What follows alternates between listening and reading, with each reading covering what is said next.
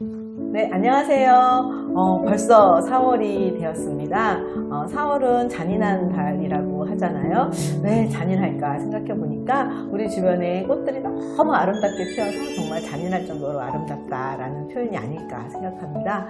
4월 또 한 달은 저희 교도관님을 또 모시고 담장 안의 이야기를 들어보도록 하겠습니다. 특별히 또 이번 달에 모시는 교도관님은 또 책을 또 출판하신 작가이기도 하십니다. 김도영 교도관님 모시도록 하겠습니다. 네, 안녕하세요. 소개받은 김도영입니다. 저는 현재 교도관으로서 교정시설에서 범죄인을 교정하는 일을 하고 있고, 책 집필 활동도 하면서 또 대학원에서 박사과정 하면서 인문학과 인간치료에 대해서 전공하고 탐구하고 연구하면서 하루하루를 보내고 있습니다. 이렇게 좋은 공간에 네. 초대해 주셔서 감사드립니다. 네. 저희 세움TV에 또 출연해 주셔서 감사드리는데요. 지금 교도관님 자기소개 중에서 인간치료라고 하는 단어가 저한테 쑥 들어왔어요. 네. 사실 교정이라고 하는 것이 이제 삐뚤어진 것을 바로 잡는다라고 하는 의미인데요. 어떻게 보면 교도관님이 하시는 일이 교도소 안에서 또 범죄자들을 교정하거나 인간치유? 치료인데요. 그런 교도관님의 일을 택하신 이유가 있으실까요? 그러니까 저도 살면서 한 번도 교도관이라는 직업에 대해서 생각해 본 적 없는데, 저희 논산훈련소에 이제 가잖아요. 입대 이름 홍지를 안 쓰거든요. 가봤습니다요. 네. 가면은 논산훈련소에 네, 거기서 가나요? 훈련을 받았는데, 군대 갈 때? 네, 네. 의령 통지서 받고 갔는데 경비교도대라는 경비교도대. 네, 그런 네. 부대가 있대요. 네. 근데 저는 그게 무슨 수도방위 사령부 같은 건 줄 알고 되게 멋있는 건 줄 알고 했는데, 네. 교도소를 그 난동 진압하고 네. 그런 것들을 교도관들을 보조하는 업무를 하는 부서라고 하더라고요. 군대 안에서도? 네. 네. 네. 그래서 이제 버스를 타고 후반기 교육을 받고 가는데 네. 저기 산 중턱으로 막 올라가는 거예요. 거기가 청송 2교도소였던 거예요. 그렇게 처음으로 이제 교도소에 발을 디딘 거죠. 그러면은 군대 생활을 네. 경비교도대로 네. 교도소에서 네. 군대 생활 하신 네. 거예요? 거기서 그때는 이제 CRPT 네, CRPT는 없고 교도관이 네. 하는 일이잖아요. 그때는 거의 경비교도대원들이 거의 했거든요. 지금 CRPT 생겼지만. 그러면서 이제 청송 2교도소 같은 경우 네. 되게 중경비 시설이다 네네, 보니까 맞아요. 네. 거기서 일어나는 일들 겪으면서 그럼에도 교도관 될 생각은 없었어요. 제대하고. 그게 없었을 것 같아요. 네. 왜냐면 군인으로 네. 그 청송에서 네. 그러니까 거기 군대 제대한 동기들은 네. 교도관 됐다고 하니까 군대 다시 간 느낌 안 드냐. 남자들은 남자들은 제일 그 꿈에서 네. 군대 다시 가는 게 지옥 같은 꿈인데 꿈에서조차도 싫은데 네. 외정문 근무를 쓰고 있다. 끔찍하다. 네. 그 군대에서 그 초소에서 근무하는 걸 다시 하고 있네. 그러면서 이제 그런 에피소드도 기억나는데 그러다가 이제 이런 일 저런 일 했었어요. 그러니까 뭐 회사도 다녀보고 네네. 마케팅 일도 해보고 납품 일도 해보고 네. 안전 시설 그 시공하는 일도 해보고 네. 하다가 네. 좀 소속된 곳에서 일하고 싶다는 생각이 30살 네. 즈음에 네. 딱 오더라고요. 네. 그래서 하던 게 도둑질이라고 그때 기억이 떠오르면서 네. 교도관 한번 도전해보자 해서 이제 1년 8개월 정도 네. 공부해서 네. 16년도에 공채 합격해서 일하게 됐어요. 그러면은 30대부터 이제 다시 네. 인생의 설계를 다시 하셨고 교도관이 이제 네, 국가직 공무원. 예, 국가직 네. 공무원이잖아요. 그 1년 반만 공부를 하면 가능한 건가요? 네, 보통 그러니까 기본 베이스가 좀 있으신 분들은 수능 공부를 하시다가 이어서 하시는 분들은 1년 안에도 하시더라고요. 근데 네. 저희 같은 나이를 먹고 하는 분들은 네. 양이 있다 보니까 한 2년 정도 잡고 하시는 것 같아요. 양이 있다 네. 보니까. 어쨌든 고시잖아요. 국가 공무원 시험인 네, 거잖아요. 네. 과목은 어떤 거가 있어요? 저 때는 뭐 선택 과목이라고 있었는데 지금은 그런 건 없어졌고 네.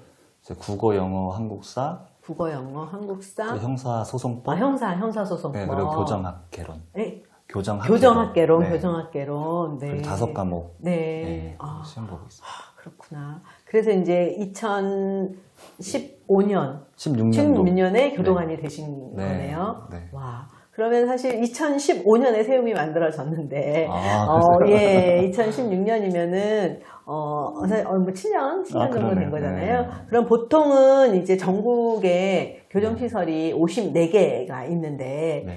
그 시설은 내가 교도소나 구치소를 제가 선택할 수 있나요? 아니면 어떻게 배치가 되는 건가요? 선택할 수 있는데, 네. 그러니까 저희가 이제 공채 필기 시험 점수랑 네. 그리고 연수원에 들어가서 한 달 정도 교육을 받았어요. 네. 그 연수원에서 있는 점수를 합쳐서 네. 순위를 나눠요. 그런 다음에 이제 1지망, 2지망, 3지망까지 써라. 네. 그래서 저도 이렇게 썼는데 네. 이제 수도권에 사시는 분들은 남부교도소를 남부교도소나 제일 구치소를 하시고 왜요? 거기가 아무래도 교통도 괜찮고 역세권이야? 역세권은 아닌데 신축이고 신축이죠. 시설이 잘 돼 있고 네. 그러다 보니까 저가 속해 있는 기관은 굉장히 과밀돼 있고 그러다 보니까 많이 힘들다는 얘기가 많아서 그래서 전 수원구치소랑 인천구치소랑 남부를 썼는데 네. 그랬는데 이제 인천구치소가 된 거죠. 인천구치소가 그러면은 그 구치소와 또 교도소 얘기를 좀 궁금한데요. 네. 이제 구치소는 미결, 네. 교도소는 기결인데 교도소가 더 아니 이렇게 질문하면 좀 오해가 있을 것 같은데 교도소랑 구치소가 좀 기능이 다르잖아요. 네. 그러면 교도관님들의 역할도 좀 다를 것 같은데요. 네. 어떠신가요? 저희 현장에서는 네. 만약에 비교하자면은 네. 현장 공무원들이 어디가 더 선호하냐 네네네, 이런 그렇죠. 거를 네. 말씀드리면은 네. 교도소를 더 많이 선호했어요. 그럴 것 같아요. 제 느낌에도. 구치소는 아직 일이 많잖아요. 예, 일도 많고 네. 형이 이제 확정되기 전이니까 네. 내가 아직 유죄가 아니다라는 거를 있어요. 그렇죠. 마음속에. 네. 언제든지 다시 나갈 수 있다. 네. 근데 이제 교도소는 내가 이제 유죄 판결을 받았으니까 범죄인이지, 어찌됐든 범죄인. 이 안에서 생활을 해야 되잖아요. 네. 지지고 볶고 하든 교도관들이랑 잘 이렇게 융화돼서 생활을 해야 되기 때문에 좀 지시나 어떤 규율 같은 것들을 잘 지킨다고 하더라고요. 네. 그리고 막 우리는 이제 변호인 접견이나 여러 것들이 굉장히 많잖아요. 네, 구치소는. 그쵸. 출정도 자주 나가야 네. 되고.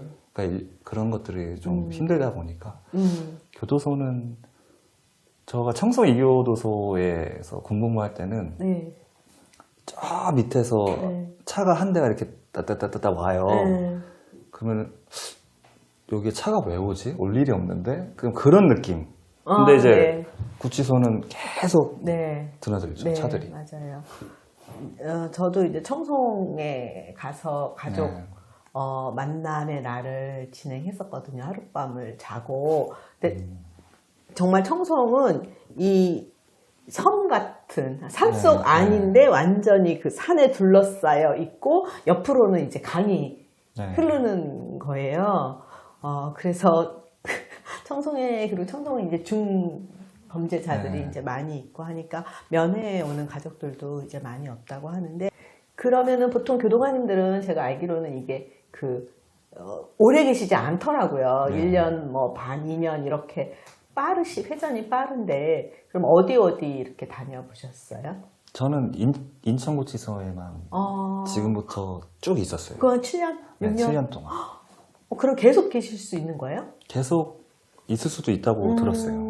그러니까 이제 뭐 기관장님들이나 6급, 5급 되시는 과장님 분들은 계속 옮기셔야 된다고 네네네네. 하더라고요. 근데 저희 이산 교도관들은 승진을 욕심이 있으면 빨리빨리 하면 튕길 수도 있는데 여기서 이제 계속해서 근속하면서 가겠다. 그러면 한 곳에 계속 있을 수 있는 그런 어떤 장점도 좀 있다고 보겠습니다. 그러면은 인천구치소에서는 되게 오래 계신 교도관님 중에 한 분이시겠네요. 인천 저희 기관에도 20년 이상 되신 분들이 굉장히 많았어요. 그러니까 저희 교도 공무원들은 특히 제가 이제 어디 사회 기업에 가면은 대리급 정도라고 하잖아요. 7년 정도 하면은. 네네. 근데 저는 여기서는 너무 막내인 거예요. 아직. 공무원분들이 20년, 30년 네. 하신 분들이 너무 많다 보니까 네. 그분들이 아직도 선배님들이 현장에서 그 노하우를 바탕으로 뛰어다니시는 모습 이렇게 하는 거 보면서 아, 정말 대단하다 하면서 많이 배우고 있고 저도.